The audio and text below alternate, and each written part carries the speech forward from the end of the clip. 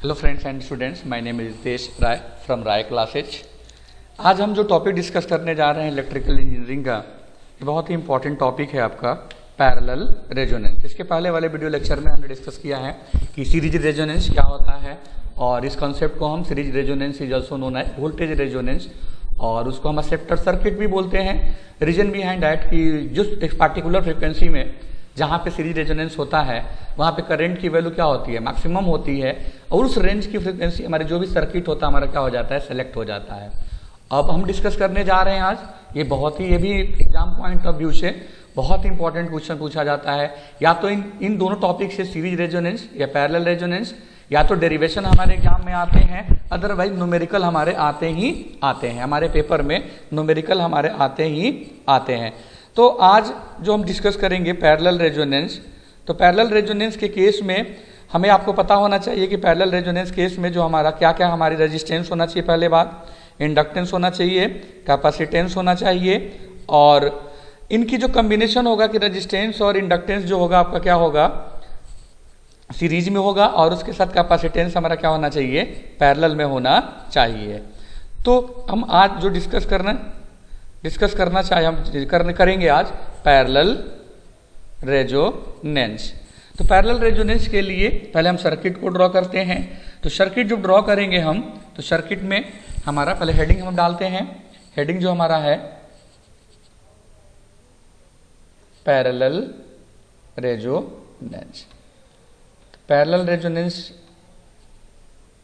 में resistance inductance हमारा क्या होगा, सीरीज में होगा। हमारा हेडिंग हो गया पैरेलल रेजोनेंस।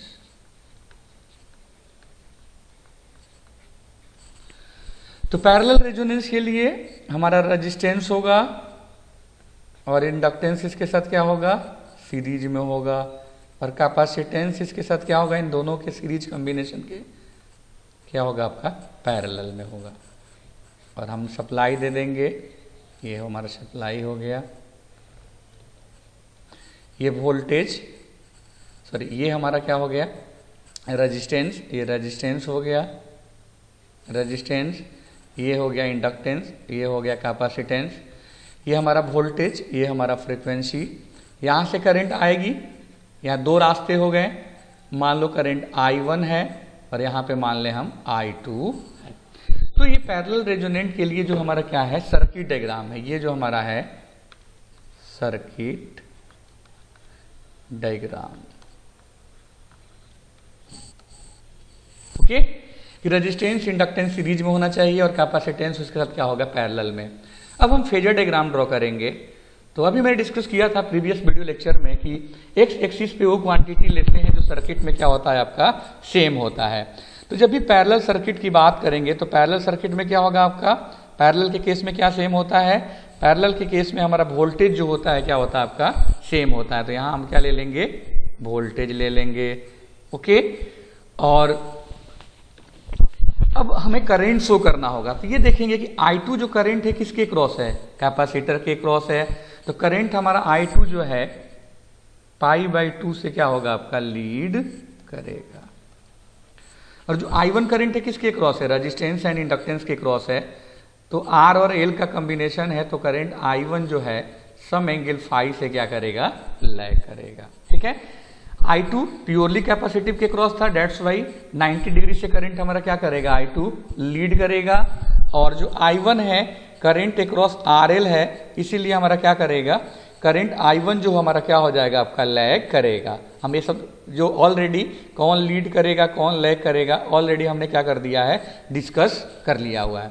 अब हम इसको रिजॉल्व करूं मैं, है ना। तो रिजॉल्व करेंगे तो क्या हो जाएगा आपका, ये जो वैल्यू हो जाएगी I1 जो होगा जिसके साथ एंगल होता है कॉस होगा, तो ये हो जाएगा I1 cos फाई, और ये क्या हो जाएगा आपका I1 sin फाई। और इसको रिजॉल्व करने की जरूरत नहीं क्योंकि 90 डिग्री है, I2 cos 90 0 होता है और I2 sin 90 क्या होता है आपका, 1 होता है। तो कोई फर्क नहीं पड़ेगा, इसलिए I2 को there is no need to resolve I2। अब जब भी पैरेलल रेजोनेंस होगा हमारा, whenever parallel resonance occur, reactive component of circuit current is equal to 0, है ना। और when an inductive reactance and a capacitive reactance are connected in parallel as shown in the figure, condition may reach under which current resonance also known as parallel resonance. Parallel resonance is also known as current resonance. इसको क्या बोलते हैं हम लोग? current resonance. और series resonance को हम लोग क्या बोलते हैं? Voltage resonance. तो रिएक्टिव कंपोनेंट, तो कॉस वाला कंपोनेंट कौन सा कंपोनेंट होता है? एक्टिव होता है।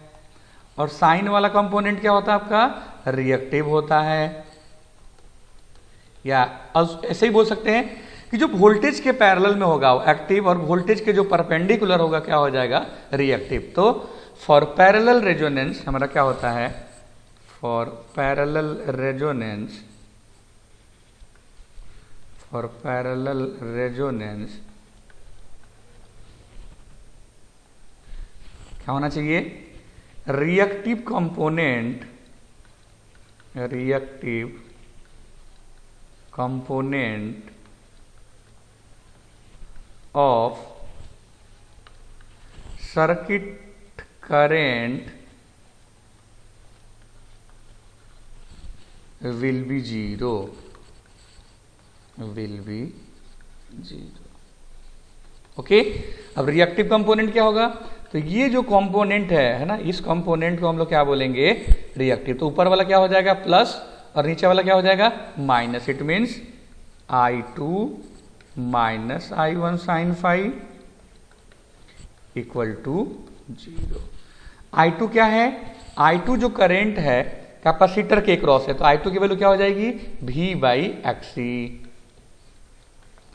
I1 जो करंट है वो R और L के क्रॉस है, तो I1 can be written as V/Z, और RL के केस में Z क्या होता है? √R² plus XL²।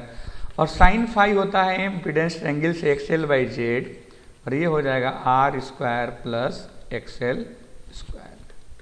Impedance triangle, इस ट्रायंगल को हम इम्पीडेंस ट्रायंगल, ये फाई होता है, ये Z, ये R और ये XL। तो साइन फाई इक्वल टू क्या होता है? Perpendicular upon hypotenuse. That's why sine phi can be written as XL/Z। इसको बोलते हैं impedance triangle. This can be also written as V/XC। ये इधर लेते जाऊं तो VXL, और रूट से रूट गायब हो जाएगा, तो क्या हो जाएगा? R² plus XL²। V से भी क्या हो जाएगा? कैंसिल। क्रॉस मल्टीप्लाई करूं तो this can be written as R² plus XL² equal to XL into XC। XL equal to क्या होता है? Omega L। XC equal to क्या होता है? 1/ωc। तो ओमेगा से ओमेगा क्या हो जाएगा? कैंसिल। हम कर क्या रहे हैं? हमें रेजोनेंस फ्रीक्वेंसी निकालना है, पैरेलल रेजोनेंस। तो R² plus XL² equal to L/C, और ओमेगा चाहिए तभी तो F आएगा, तो XL² can be written as L/C minus R²। XL can be written as omega L, omega L का whole square, L/C minus R²।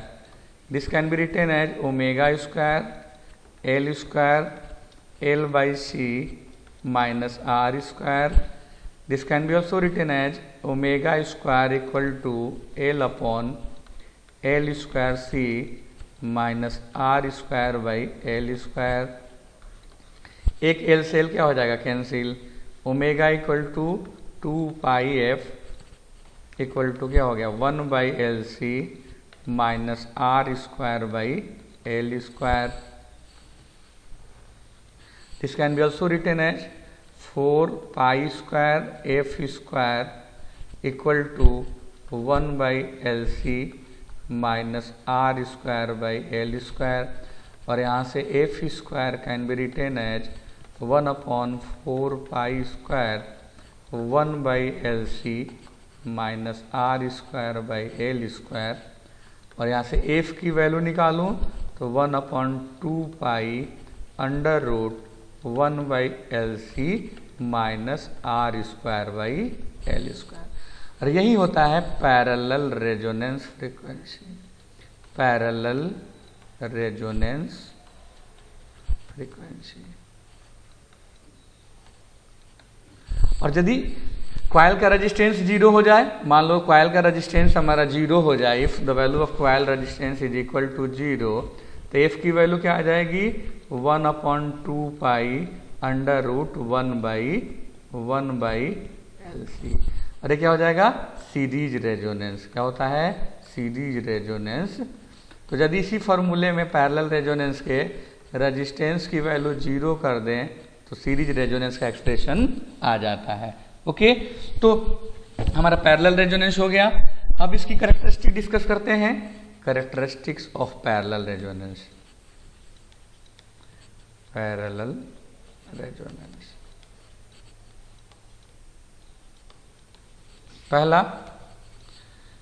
पहला होगा कि reactive component of circuit current will be zero. Reactive component of circuit current will be zero, will be zero. दूसरा, जो हमारा current की value होती है I equal to the value of current I equal to V by ZD, ZD बोलते हैं dynamic impedance, और इसकी वैल्यू होती है L बाई RC, और ये वैल्यू अब ज़्यादा होगी तो करंट की वैल्यू क्या होगी मिनिमम होगी, करंट की वैल्यू मिनिमम होगी। इसीलिए it is also known as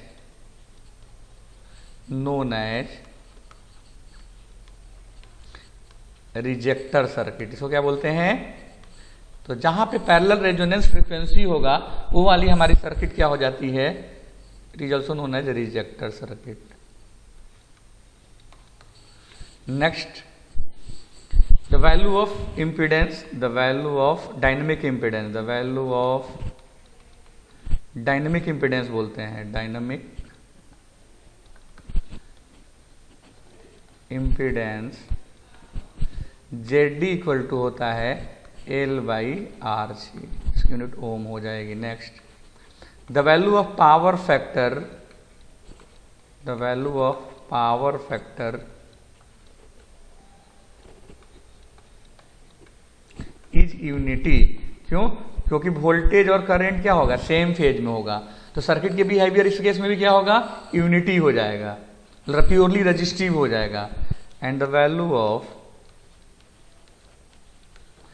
value of quality factor equal to 1/R under root L by C, and the value of resonance, parallel resonance frequency, parallel resonance frequency F equal to 1/2 pi under root 1/LC minus R square by L square. ठीक है, it is also known as, इसको बोलते हैं it is also known as current resonance. Series resonance को हम लोग voltage resonance, और parallel को क्या बोलते हैं करेंट रेजोनेंस। ओके, कभी कभी पूछा जाता है कि what is the similarity between series resonance and parallel resonance. तो power factor in the case of series resonance and parallel resonance, power factor दोनों केस में यूनिटी होता है, एंड क्वालिटी फैक्टर की वैल्यू भी क्या होती है आपकी सेम होती है। तो दोनों केस में series resonance and parallel resonance, दोनों केस में power factor and quality factor क्या होता है आपका सेम होता है। और पैरेलल रेजोनेंस को हम लोग टैंक सर्किट में यूज करते हैं। एप्लीकेशन क्या होता है tank circuit. Thank you very much. मेरे चैनल को लाइक एंड सब्सक्राइब करिए राय क्लासेज को by Ritesh Rai, so that कि पूरे सारे कंटेंट आप देख पाए। Okay, thank you.